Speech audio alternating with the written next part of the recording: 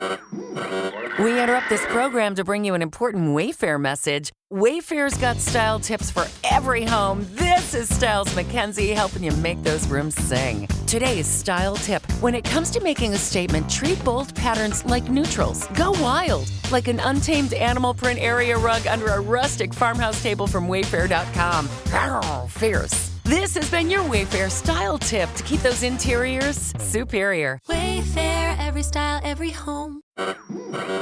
We interrupt this program to bring you an important Wayfair message. Wayfair's got style tips for every home. This is Nicole Byer, helping you make those rooms flyer. Today's style tip, when it comes to making a statement, treat bold patterns like neutrals. Go wild! Like an untamed animal print area rug under a rustic farmhouse table from Wayfair.com. Ooh, fierce! This has been your Wayfair style tip to keep those interiors superior. Wayfair, every style, every home.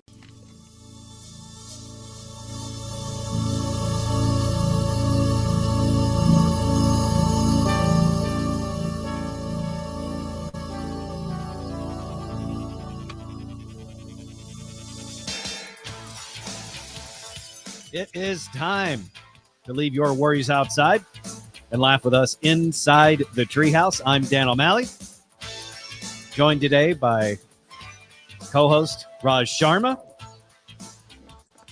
fellow co-host Trey Trenholm, may be along shortly, just depends on if he can get his tiny Chihuahua Daisy to eat something this morning. So prayers up to little Daisy on being able to feel better and let her daddy come to work. In the meantime, we have a very special guest inside the Treehouse. And I don't say this too often. It has been far too long since I've seen and spoken to you, Justin Foster. Welcome inside the Treehouse after a long, long hiatus. Good to see you guys. Thanks for having me. So you're joining us from the great city that some would put in air quotes of Los Angeles. West Hollywood, to be specific. Yeah, woo, the old WeHo. Yeah. Even all right, I'm going to ask a really around the country. Yeah, I'm going to ask a really, really, really dumb question, and we don't need to belabor it. I know I could have asked Raj this numerous times, but I didn't think of it until you said West Hollywood.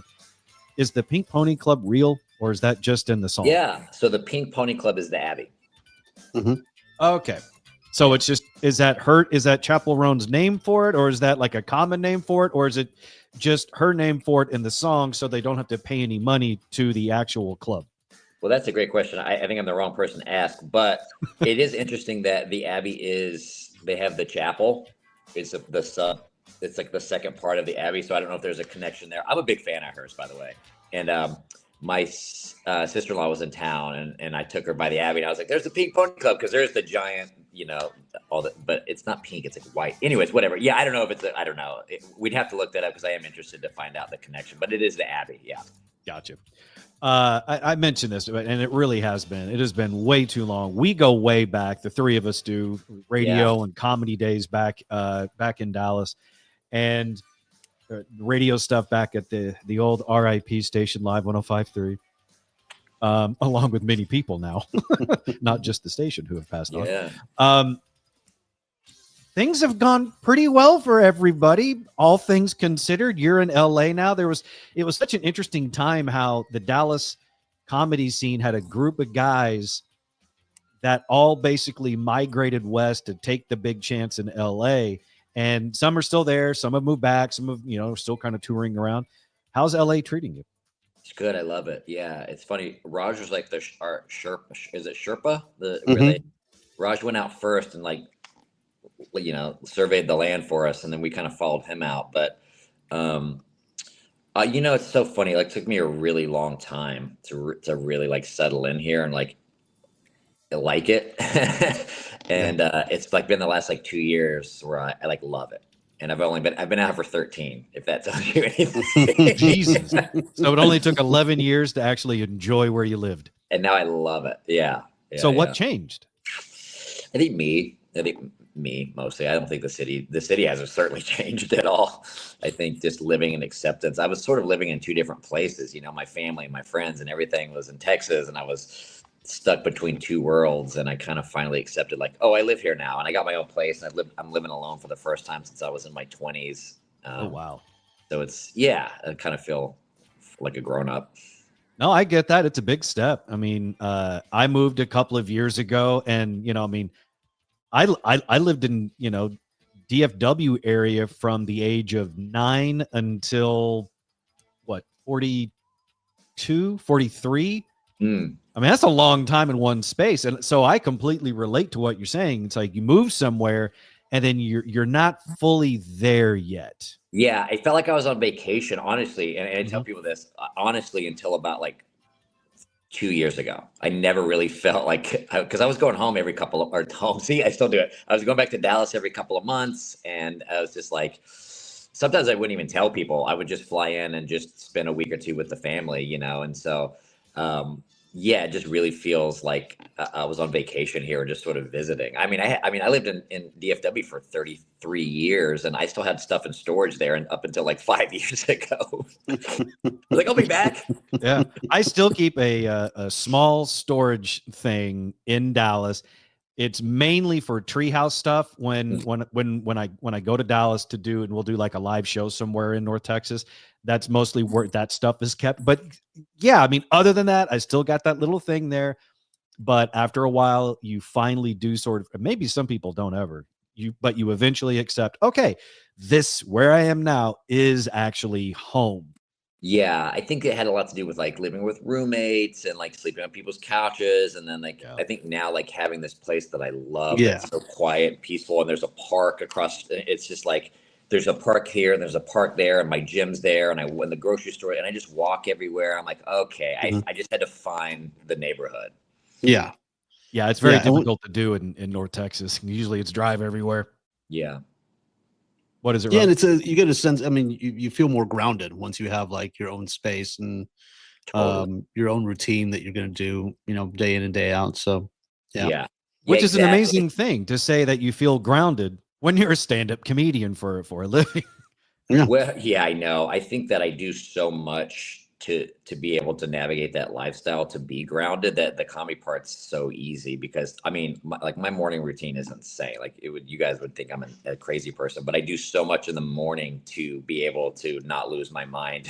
Are you one of those ice bath plungers first thing in the morning? Yeah, I do. I do a workout. I do ice plunge. I don't talk for the first 2 hours. I meditate for, almost an hour. I journal, I incense, like the whole thing.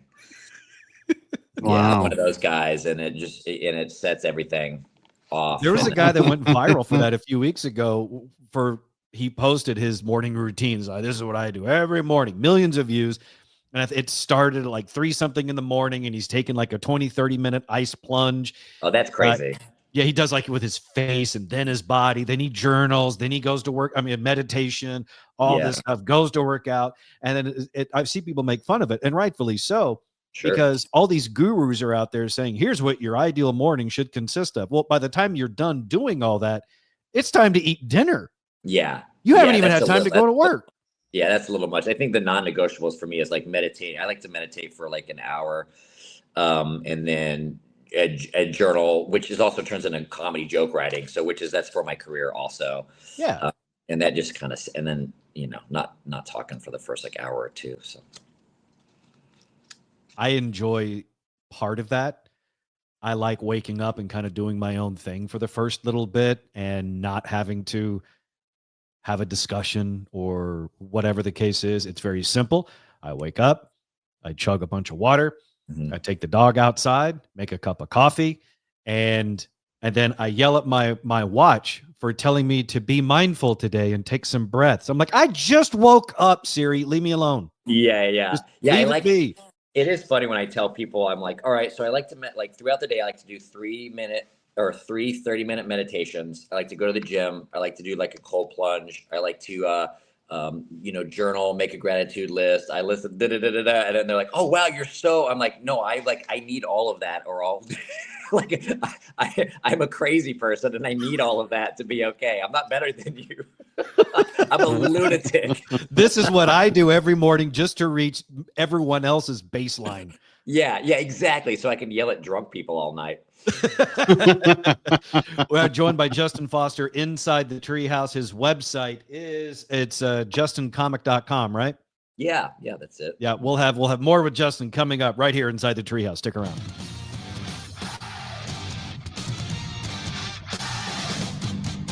You're in the Treehouse. Visit us online at treehouseonair.com. Let's get Daniel Cook from Cook DFW Roofing and Restoration into the Treehouse. 833-COOK-DFW for your free roof inspection. The website, cookdfw.com. You guys do lots of great work on roofs, and the restoration part of the side of the business also means, you're doing remodeling work underneath the roof inside the home as well. And you were telling me just recently that you, Daniel, and Cook DFW Roofing and Restoration offer lifetime warranties on all your work.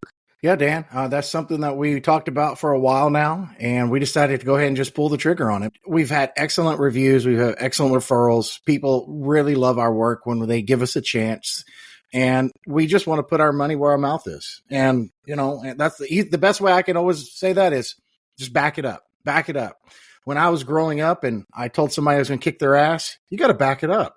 Well, now that I'm a grown man and we're doing professional services on people's homes, and I tell them that they're never going to have a better experience, I'm backing it up. We're going to take care of your home because we want you to have that peace of mind knowing that after we left, you have the very best product left behind. Your home is safe. Your family's taken care of, and that you don't have to worry about us not coming back. You can experience it for yourself, and you can put your money where Daniel's mouth is, and he'll honor it. As you just heard, even if he dies, he's still going to honor this stuff. I mean, that's some serious integrity and quality craftsmanship to have the confidence to be like, yeah, this is how we do things.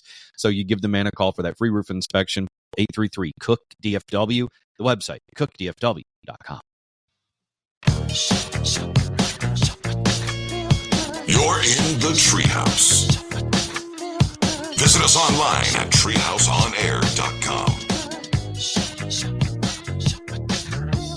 This segment of the Treehouse is brought to you by Cook DFW Roofing and Restoration to get your free roof inspection. Call Daniel Cook today at 833-COOK-DFW. That's 833-COOK-DFW, or the website cookdfw.com. This is the Treehouse Show. I'm Dan O'Malley along with Raj Sharma and our special guest inside the Treehouse Show today, friend and comedian Justin Foster, based out of LA, joining us remotely. Today is Thursday, May 1st, 2025. Yes, we are now all of the age where we all look around and go, wow, this year is really just flying by. And that's where we all are in life now. But it's true. The older we get, the faster time goes and the faster we get to death. Not to be morose, but it's kind of true. Maybe I need some of your ice bath plunges, Justin. Maybe it's the weather. I'm feeling like kind of dark and gloomy. I'll shake it off though. Don't worry. Like I said, today is Thursday, May 1st, 2025. Oh man. Did everyone notice that this Easter Sunday fell on 4/20 this year? And one East Texas drug dealer took full advantage because instead of doing an Easter egg hunt, he orchestrated an Easter drug hunt. His name is Avante Nicholson. Beautiful name. He's facing charges after police say he filled at least 5 plastic Easter eggs with weed all around Lufkin, Texas, and hid them for customers to find, his drug customers.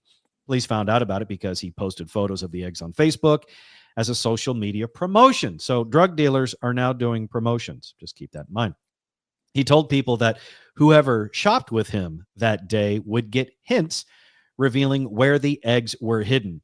Police found 4 of them. The 5th egg was found in a park by a man and his granddaughter the day after Easter. Most of them, the eggs, were hidden in parks, but police also found at least 1 egg behind a Motel 6. Classy. Altogether, the eggs had just over a 1/4 ounce of weed in them. And last we heard, police are conducting their own scavenger hunt because Avante is still on the run, kind of like the Easter Bunny. So is this Easter drug hunt brilliant or stupid? Trey, let's start with you. First of all, is Daisy okay? She's not doing very well. Oh, I'm sorry. Okay. Well, let's focus on an Easter drug hunt. Easter drug hunt in East Texas. Brilliant or stupid? Why not? It's East Texas. I'm kind of there as well. I say both. It's brilliant to do an Easter promotion as a drug dealer. I mean, it's brilliant business. I mean, but if you've ever spent any when time, the police are the one that find it all. If you've ever spent a lot of time in East Texas, yeah, that's a very thin line. So why not? Between brilliant and stupid? Yes. The thin, dumb line. Raj, brilliant or stupid? I don't I don't know why drug dealers think they have to advertise. It's kind of you kind of have a captive audience. They're going to come to you regardless. But I mean, if there's I do like competition, you got to stand out. Yeah, I like the entrepreneurial aspect of it, where he's like, you know what, I'm going to take this a little mainstream, and we're going to do like a discount code. I'm going to drop hints, and you can find free weed. I like this guy. I'm a fan. Justin, brilliant or stupid? I think it's great. I'm so like it's such a Texas thing where the cops are like scrambling trying to find him, and everyone's like trying to find the eggs. I'm in LA. You would find that egg, and people would be like, "Ugh, it's not sativa." This is the Mexican dirt weed. I'm not keeping this. I'd rather go to the store and buy something worthwhile. More weed, cool. This isn't a vape. Yeah. You got anything harder? That's for different parts of Texas, or maybe that's a different promotion altogether from a different guy. But I do love the idea. I love the plan of, like you said, Raj. It's like you shouldn't have to advertise because you're a drug dealer. People will come to you. But what if you're a startup? You got to get your name out there. Maybe this was his strategy to do so. On one hand, the drug dealing strategy for a social media promotion makes sense. The downside is obviously the police see it, and then they go find 4 of your 5 eggs. But I give them credit because they still haven't found this guy. Right. Wow. And it's also like in this economy, that's the cheapest eggs you're going to find right now. That's true. I mean, we're at a point now with economic hardship that weed costs less than eggs. And I like the idea that you're going to try to motivate potheads to get up and get out of the house to go find eggs. Get active. That's why the cops found 4 first. You're absolutely right. They're all like, man, that's too much stress. I don't We'll go later. Yeah, potheads don't have steps goals. Yeah.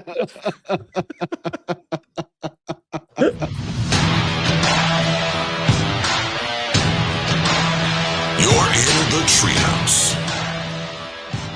Visit us online at treehouseonair.com.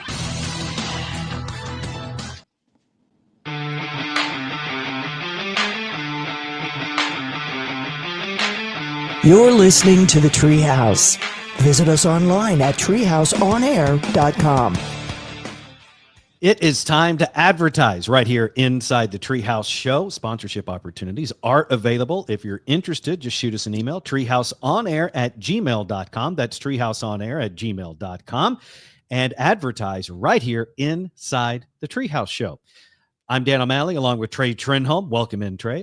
And Raj Sharma. And today's special guest, comedian and fellow podcaster, Justin Foster. Yes. Real quick, I'm not sure, mainly because my memory is really, really terrible. Trey, Justin, Trey, I think you guys may have met back in the Live 105.3 days, but if not, yeah. Justin, Trey, Justin. Good to see you, Trey. Yeah. Those days were pretty hazy. Yeah. They're hazy for all of us. Hazy for many reasons. But one of the main ones is alcohol. Raj and I are still on the booze train. Trey, Justin, you guys are living the sober lifestyle now, to which I offer you a thumbs up each. Good on you. I tried it for the month of January, and I'm very proud of myself for having done that. And I'm not ready to go full straight edge just yet. But again, you don't have to. Don't do it. You are the worst sober guy I've ever heard. Usually it's like, no, you need to stop drinking, and those guys are all over. You're just like, no. I tell everybody, if you can, please do. I'm actually not drinking right now. So it's been like collectively, it's been about if I do so I did most of December. Yeah, there's Drink on New Year's Eve. You're either pregnant or you're not. Oh, I see. I don't believe that theory. That's it that's is. my that's my thing. That's my thing. Yeah. But it's been yeah. So it's been on and off 3 months. Like I'll have something here and there, but nothing like excessive. Like I'll do like if I'm watching like the Stars game, like I have a couple of beer, and I'm not a beer guy. Yeah. So I'll do that on purpose to where I just have like one or two, and then that's my wrap for the day. If it works for you, like I was telling my buddy called me the other day. He was like, I got a friend, he's getting divorced and he's drinking all the time. I'm like, yeah, like he's getting divorced. Don't take away his medicine. Yeah, that makes sense. I'd be worried if he wasn't drinking. Does he have a problem? But he's drinking a lot. Okay. Yeah. The problem is, it's like when you're drinking for all occasions. Like if you're drinking just when you're sad, which is on occasion, okay, not ideal, but it may not be a problem. But if you're also drinking to celebrate something, if you're drinking to commemorate something, if you're drinking because you're sad, angry, if you're having a shot because you went TT in the bathroom instead of your bed, you might have a problem, right? And you might want to talk to somebody. If you're drinking and it's not causing problems in your life, you're okay. Yeah, I think Trey and I are on the same page with that. It's like unless you have problems, I'm never going to tell you to stop drinking. Yeah, I mean, it's like I think dry January is the dumbest thing ever. Yeah, why do that? Yeah, my buddy goes, I'm not drinking for the month of January. I'm like, why? If it's that significant in your life, then you really probably do have a problem. Well, I know I have a problem. Well, now it just got sad. Well, look, I have an addiction, but it doesn't negatively affect my life and all these other problems. I mean, sure, like a little dust up here and there because I forget stuff, but for the most part, fine. And I'll be the first to admit that I have an addiction thing to it, but it's not causing mess. Anyway, this sounds like justification, and I can see Justin and Trey going like, "Okay, keep talking, sir." No, keep going. I would tell you, Dan, if I thought you had a problem, I would tell you, and I don't think you do. That is true. That is true. Thank you, Trey. I appreciate that. And it's been so long since we've hung out with Justin. Justin has no idea. He's like, for all I know, you're on heroin, which wouldn't be completely out of the ordinary for someone in the radio and podcasting field. I still wouldn't judge you. Yeah, thank you. I appreciate it. So let's use that as a segue. So you, Foster the Podcast is the show. I almost called it new, but it's not. I guess you were on hiatus for a little while, but now you've got the show back in full force. Full force. Yeah, we started in 2013. Raj has been on it. It was me and a professional life coach, and we did it from 2013 to 2019. She had twins. They had some complications. Then COVID hit, and so we kept trying to restart, and so we're officially back now. And we've got 10 episodes up streaming now, and we're recording more next week. But it's basically a dating relationship comedy show with the comedian who is really bad at dating, and a married life coach. So we have our friends on and talk all stuff dating and stuff. Well, that's very cool. It's I like the dynamic. I like that pairing. I'm assuming Foster the Podcast available on all major podcasting platforms. Yeah, YouTube, Spotify, iTunes, all of it. Very cool. So search for Foster the Podcast. So you're in LA now, have been for many, many years. Does that mean you've tried your hand? I mean, I know you're a comedian, you're a working comedian. That is your full-time job, just like Raj. But since you're in LA, does that mean you're trying to, get in on the acting side of things, or what's the deal?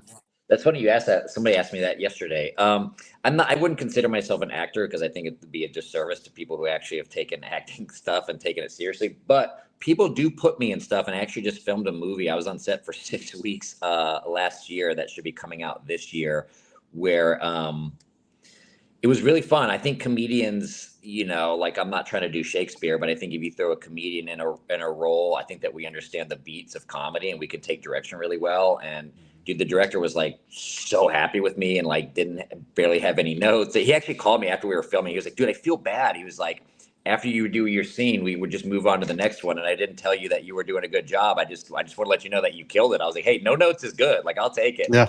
So, that is awesome. Yeah, because I imagine that especially dealing with fragile egos of actors, Yeah. you were probably a breath of fresh air, but he was probably used to having to coddle some of the actors and was like, oh, let me call this guy because Yeah. he might think I hate him or something. Yeah. I just really learned my lines. I really prepared, and I went in and knocked it out. It was so fun. And yeah, so yeah, if somebody wants to put me in something, I'll do it. I'm not actively like doing auditions or stuff like Gotcha. that. Yeah. So can you tell us what the movie is and when it's Yeah, coming it's out? actually very funny. It's called Bipartisan. It's a a mockumentary about a guy who's running for mayor of Simi Valley, and I play white guy Pete. I'm the only white guy on the campaign trail. I'm a diversity hire. Yeah, Love It's the very premise funny. already. Yeah, it's This is very, very fantastic. funny. Yeah. When does it Didn't come you out? almost land Lee Harvey Oswald once? Yeah, before? yeah. I had a few auditions for a biopic of Lee Harvey Oswald. I had hair back then. But yeah. Let's Yeah, that get the would've been fun. comedian to play Lee Harvey Oswald. Yeah, yeah. I will say this though, you're first of all, real quick, when does Bipartisan come out? I don't know. I don't know what they're going to do with it. If they're trying to sell it or put it in a festival. Hopefully, We'll this keep year. our eyes and ears out open Yeah. for it. I will agree with you though. I'm a huge fan of comedians, quote unquote, turned actors, because to me, at the beginning, middle, and end, a comedian at its core is an actor. You are performing, and to a certain degree, you might be performing yourself. You might be performing an embellishment of yourself, or just straight up made up stuff, a la like if you're playing a character on stage, or you're just making stuff up, for the material. So yeah, I'm all for it. And some of the best, some of my favorite actors started out as comedians. Yeah, I think comedians understand the comedy dynamics really well, and I have a lot of friends that are like serious actors, and if it's not they don't understand the comedy if it's not written specifically, you know what I mean? Like I think like Raj and I, like you see a script, you go, oh, this is the funny part, this is the beat, and I think a lot of actors sometimes struggle with that a little bit, and I think comedians are really good at being like, oh, that's what this, I got it. I kind of put that up there with some of the actors don't have that same life experience than that comedians do, or maybe they're just not as good at tapping into some of those emotions, because most comedians have had to go through a lot of crap, and that's why they're on stage working through their stuff. A lot of trauma. Yeah, exactly. There's a lot of trauma inside comedians. Well, we're happy to see that you're doing so well. It's Foster the Podcast, the website, justincomic.com, and we'll have more with Justin and more fun stuff for you right here inside the Treehouse. You're listening to the Treehouse. Visit us online at treehouseonair.com.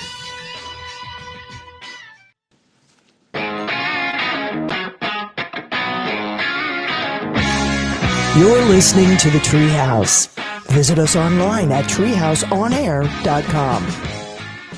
If you like the Treehouse show, then you will love us on social media. So give us a follow at Treehouse On Air across all social media platforms. That's at Treehouse On Air. This is the Treehouse Show. I'm Dan O'Malley, along with Trey Trenholm, Raj Sharma, and today's very special guest, comedian and friend of the show, Justin Foster. Justin, what are your socials?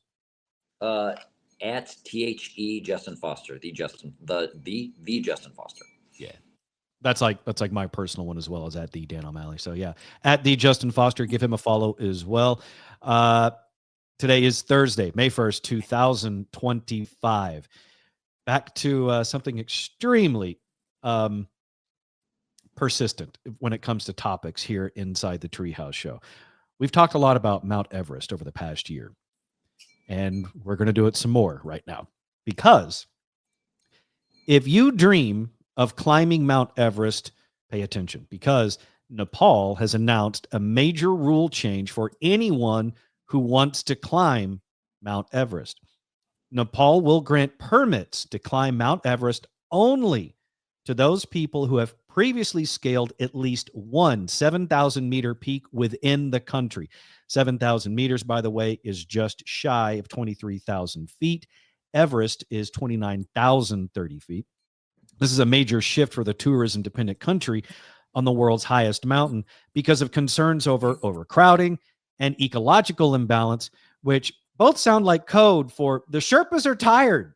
Well, the Sherpas are tired of having to go up and scale Everest and clean up everyone's crap. That is Literally absolutely and metaphorically.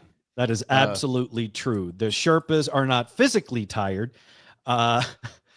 Those guys, they're not physically tired because those guys are like mountaineering machines. I assume the Sherpas are just sick of carrying American orthodontists that the kids call Dr. Kyle up and down the mountain. Well, there was a whole documentary, I think it's on Amazon, about the Sherpas going up there. I'm like, and again, you're going into an area called the death zone that's so lacking oxygen, nothing lives, where they have to go up there basically in the off season and clean up and bag up all these oxygen containers and all this other stuff. I mean, disregard all the dead bodies up there. Yeah. And that's exactly true. And some of those people die. Some of those people that die up there are left up there. Some actually get brought down by the Sherpas and tossed into what I hope they call a pile of Kyles. No. If you're dead, if you die up there, you're left. They do not bring you down. Stay there. No, I think at a certain level, they like if you don't go beyond a certain point, they might bring you back. But if it's high up, you're like, no, if you're still breathing, they will try to get you down. If you're dead, that is your final burial. Yeah. Like that's the rule. Somebody dies at base camp, just leave him. Base camp may, but I think probably past base 2, you're getting left up there because chances are, especially the lower the altitude, you're probably got hit by an avalanche or something like that. They're not digging you out. They're not wasting their time. Yeah.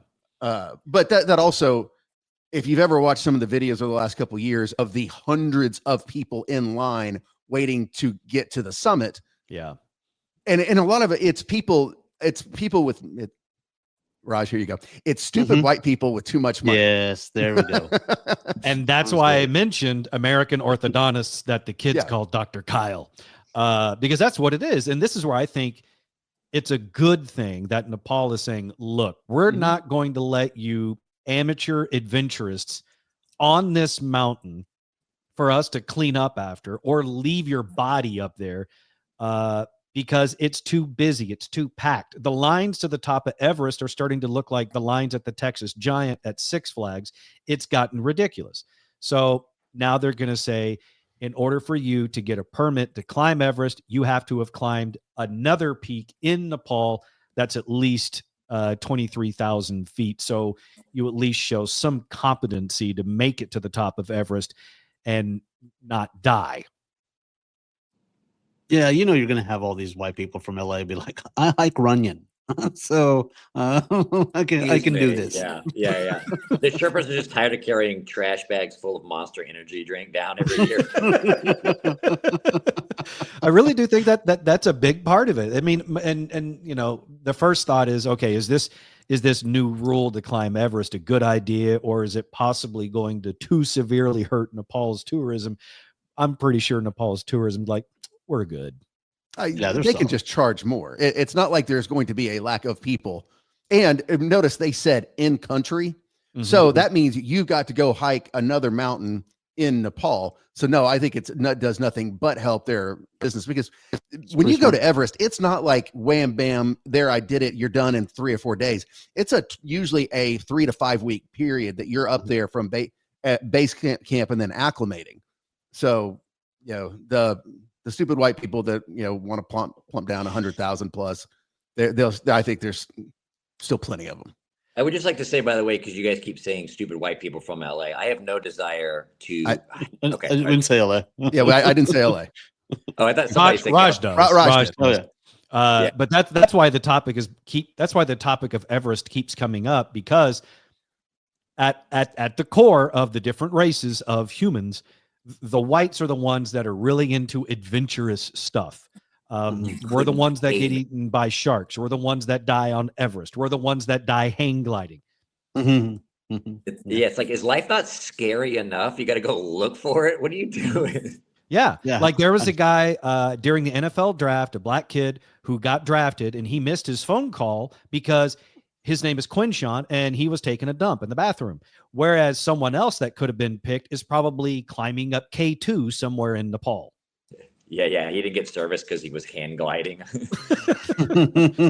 But that's why we always make fun of this. And then that's why it also leads me to wonder, Trey, you said it's like 100. Is that accurate? $100,000 roughly to. It depends how climb much, Everest? but it's I would say minimum of probably 70,000, and then depends on how cushy you want your experience to be. Well, I mean, it's going to be at least $10, $15, $20,000 in North Face apparel. Because I'm not going up there in some damn Columbia. I want the real stuff. You're in the Treehouse. Visit us online at treehouseonair.com.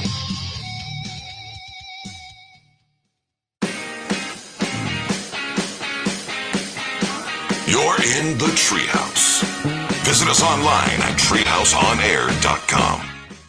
For all things Treehouse, go to treehouseonair.com. Past shows, links, contact info, and more, including the all-new Treehouse Talkback feature.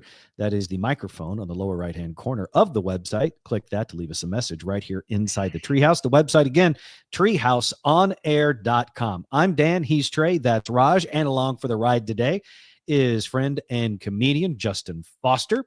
Follow him at the Justin Foster on social and justincomic.com. His show, Foster the Podcast, available everywhere you get your podcasts. Today is Thursday, May 1st, 2025. Let's celebrate with some birthdays. Christian Grey in 50 Shades of Grey. Not the character, but the guy that played him in the movies. Jamie Dornan is 43 today. Jamie Dornan turns 43 today. I didn't see any of the movies, but that's the only thing I really know that guy from. So if anyone knows him from anything else, feel free to speak up. Nope. Okay.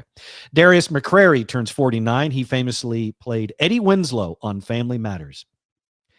Are you guys aware of the Hollywood conspiracy surrounding Family Matters and Reginald Veljohnson? No, but I would love to hear this. All right, here we go.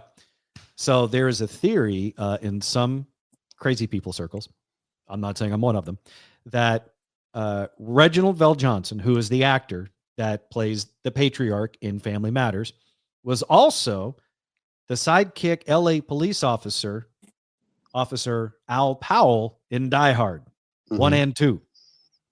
So the theory is that in Die Hard, Al Powell eventually goes home after Die Hard and Nakatomi Plaza, and he goes home to his family in Family Matters. There you have it. Oh, so it's like all connected? Yeah. It's That's like right. the Die Hard universe includes Family Matters, and in the same world is John McClane and I Urkel. like that. I really wish that he'd be like eating a Twinkie in front of Urkel. But he was a cop in Family Matters. Yeah. Exactly. See? This is kind of holds some water. And now it makes it possible that if they do a Die Hard 6 or 7, whatever number they're on, that maybe Urkel makes an appearance, trips Claymore, and of course says, "Did I do that?" I think it could all tie together. How are you going to do another Die Hard with no Bruce Willis? Yeah, he can't talk anymore. Yeah. Well, he doesn't one of even the know who he is. Grubers finally get him in the beginning. But I mean, So that'd the just be movie sad. ends. So the movie ends right there. Just This one act movie is weird. and literally, you just got to just put Bruce Willis in front of a camera and just looks like a lost puppy and then kill him. Yeah. I think that's called Cruel and Unusual. Yeah. That's called Hollywood. They will fund that and make millions of dollars. I mean, Bruce Willis, like, that's the whole reason why in the last, so he probably hadn't made a movie in 5 years, but the 5 years preceding that, he made all sorts of crap movies. And it was because he knew he had a diagnosis and he was it was a cash grab to get whatever he could. Yeah. So, and in a lot of those movies, he wasn't the star. He was on the poster. He had his name, top billing before the title of the film, but he might have only been in the film for like 3 or 4 minutes. yeah, because he couldn't remember any lines. Yeah. So in essence, they were just kind of propping him up and using his clout to, make a little bit of money on some B, C level rated action films. So the thought of them bringing him back for a final Die Hard is not that out of question. I mean, if you're going to do a final Die Hard, though, you have to bring back Samuel L. Jackson, though, don't you? Oh, yeah. You got to bring back Zeus.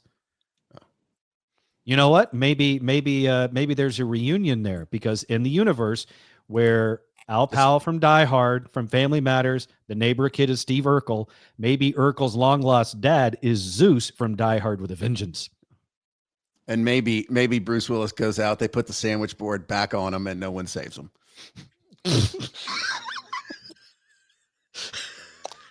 The end.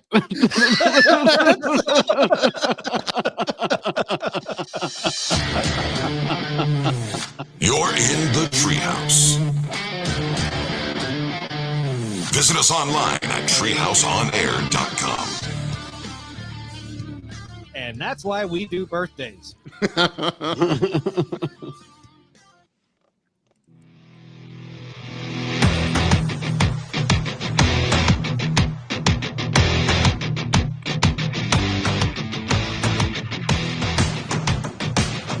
You're in the Treehouse. Visit us online at treehouseonair.com. You can get even more Treehouse when you subscribe to Treehouse Plus. Bonus content, subscriber-only episodes, including full-on video access. All available at patreon.com/treehouseonair.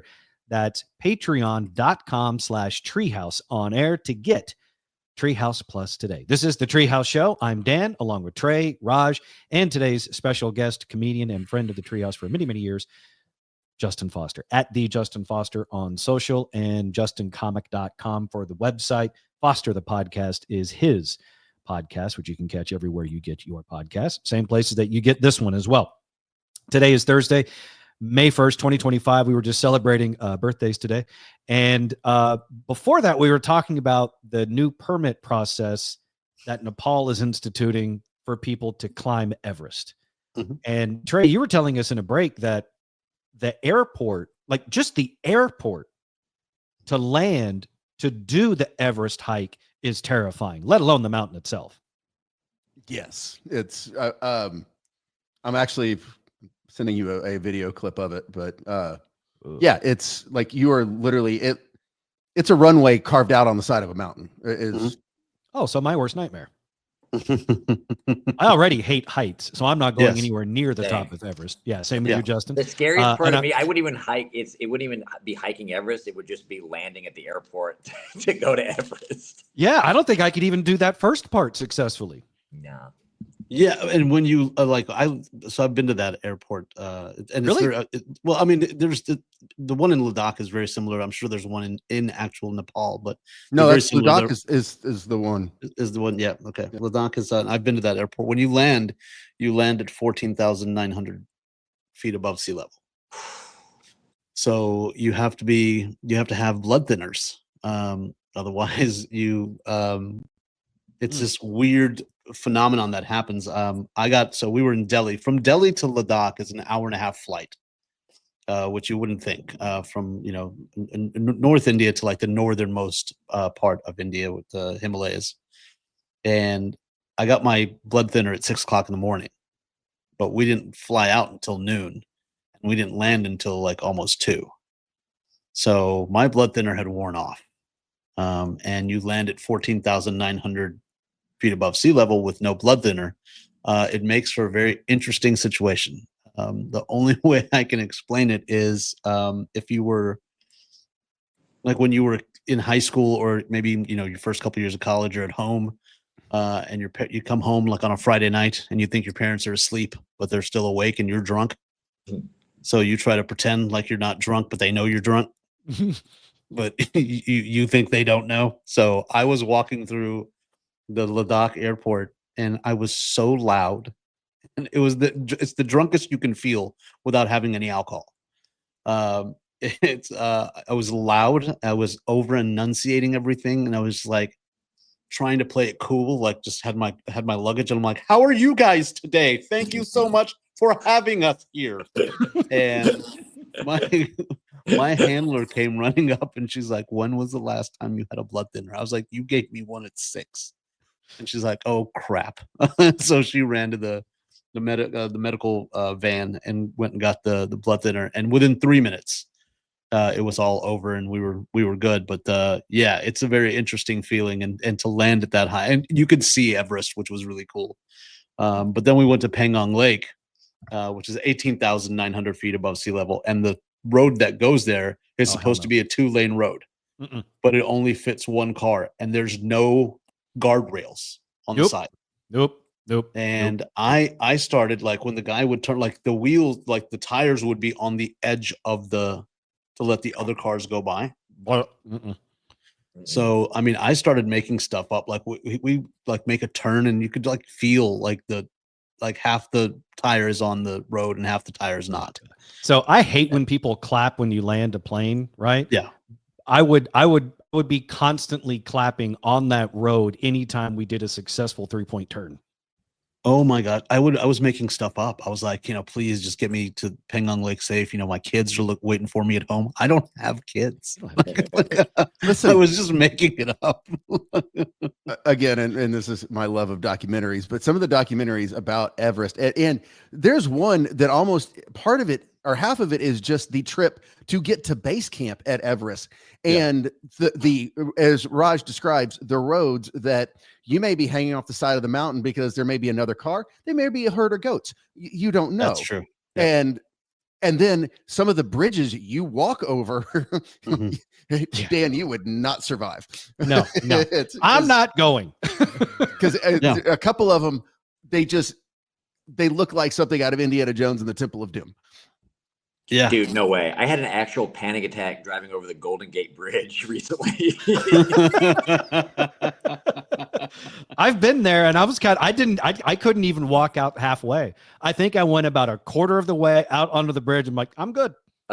Yeah, I can't now. There's no way. And then we did part of it on motorcycles, and it was snowing.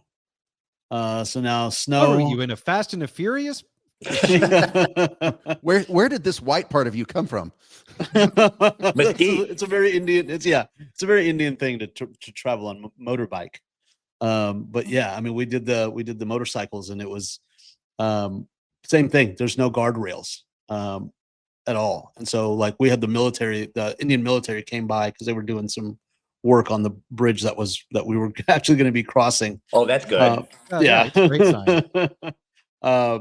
But I mean, and they were going by, so we had to kind of pull over to the side, and like literally, the one of the drivers was like, everything's gonna be fine, man. I have kids too, and I'm like, in my head, I'm like, I don't have kids. I just don't want you to kill me.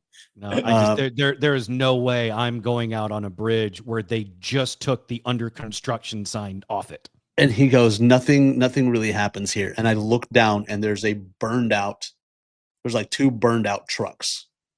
And I go, what's that? He goes, oh, that happened yesterday.